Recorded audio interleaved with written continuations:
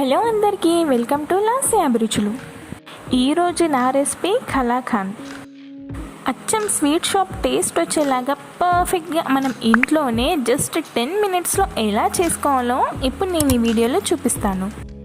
చూస్తుంటేనే నోరు ఊరిపోయేలా, నోట్లో వేసుకుంటే అలా కరిగిపోయేలా ఈ కలాకాండ్ ఎలా చేయాలో తెలుసుకోవాలంటే ముందుగా నా వీడియోని లైక్ చేసి అలాగే నా ఛానల్ని సబ్స్క్రైబ్ చేసుకోండి.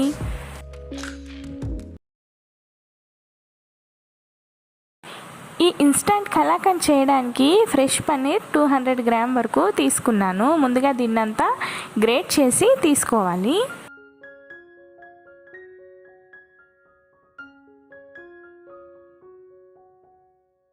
ఇప్పుడు గ్రేట్ చేసిన పన్నీర్లోకి అరకప్పు వరకు మిల్క్ పౌడర్ని తీసుకుంటున్నాను. అలాగే ఒక అరకప్పని చిక్కటి పాలను కూడా వేస్తున్నాను. ఒకవేళ మీ దగ్గర మిల్క్ పౌడర్ లేకపోతే మీరు మొత్తం పాలనే వాడుకోవచ్చు.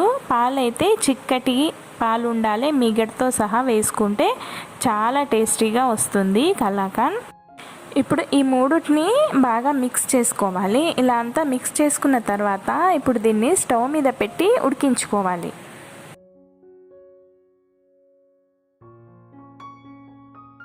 స్టవ్ని మీడియం ఫ్లేమ్లో పెట్టుకొని ఉడికించుకోవాలి. ఇది కాస్త వేడైన తర్వాత ముందుగా పల్చగా ఉంటుంది. పల్చగా అయ్యిందని స్టవ్ని హై ఫ్లేమ్లో పెట్టుకోకూడదు, మీడియం ఫ్లేమ్లోనే పెట్టుకొని ఉడికించుకోవాలి. ఎక్కడ అనేది అడగంటకుండా ఉండడానికి ఇలా కలుపుతూనే ఉండాలి. 2 నిమిషాల్లోనే ఇలా ఉడకడం స్టార్ట్ అవుతుంది. అప్పుడు కలుపుతూనే ఉండాలి, లేదంటే అడగంటిపోతుంది. ఇలా 2-3 నిమిషాలు ఉడికించిన తర్వాత చూడండి ఇలా దగ్గర పడుతుంది. ఈ స్టేజ్లోకి వచ్చాక మనము ఇందులోకి చక్కెర యాడ్ చేసుకోవాలి. ఈ చక్కెర వచ్చి 4 టేబుల్ స్పూన్ వరకు ఉంటుంది. ఈ చక్కెర అంతా పన్నీర్లోకి మిక్స్ అయ్యేలా బాగా కలుపుకోవాలి. చక్కెర మిక్స్ అయ్యాక పన్నీర్ అనేది మళ్ళీ కాస్త పలచబడుతుంది. ఇప్పుడు ఇందులోకి ఫ్లేవర్ కోసం ఒక 1/2 టీ స్పూన్ అంతా యాలకుల పొడి వేసుకొని బాగా మిక్స్ అయ్యేలా కలుపుకోవాలి. ఇప్పుడు ఇది దగ్గర పడడం స్టార్ట్ అయింది. ఇందులోకి 1 టీ స్పూన్ అంతా నెయ్యిని వేసి స్టవ్ని లో ఫ్లేమ్లో పెట్టుకొని మొత్తం దగ్గర పడేంత వరకు ఉడికించుకోవాలి. ఇలా మధ్య మధ్యలో కలుపుతూనే ఉండాలి. ఇలాగే వదిలేసామంటే అడుగంటేస్తుంది. 2 నిమిషాల్లోనే ఇలా పొడి పొడిగా అవుతుంది. ప్యాన్ నుండి సపరేట్ అవుతుంది అంటే మన కలాకాండ్ రెడీ అయిపోయినట్టే. ఈ స్టేజ్లోనే మనము స్టవ్ని ఆఫ్ చేసుకొని కిందికి దించేసుకోవాలి.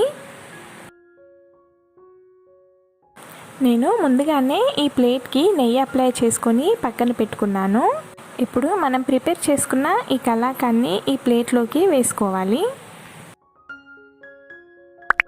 ఇప్పుడు ఈ కలాకాండ్ని ప్లేట్ మొత్తం ఇలా సమానంగా స్ప్రెడ్ చేసుకోవాలి. ఇప్పుడు ఇదంతా సమానంగా ఇలా ప్లేట్ కొట్టుకున్న తర్వాత దీన్ని మనము చల్లార పెట్టుకోవాలి. ఒక 10 నిమిషాలు అలా పక్కన పెడితే చల్లారిపోతుంది.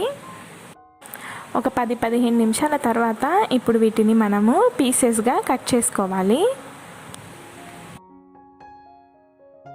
ఫ్రిడ్జ్లో పెడితే ఇది కాస్త గట్టి పడుతుంది. నేను కాస్త గోరువెచ్చగా ఉన్నప్పుడే కట్ చేసి చూపిస్తున్నాను కాబట్టి ఇలా పొడి పొడిగా అనిపిస్తుంది. ఇలా కట్ చేసిన తర్వాత 1 గంట సేపు ఫ్రిడ్జ్లో పెట్టుకొని తీసుకుంటే కాస్త గట్టి పడుతుంది. అప్పుడు పొడి పొడిగా కాకుండా చక్కగా పీసెస్ వస్తాయన్నమాట.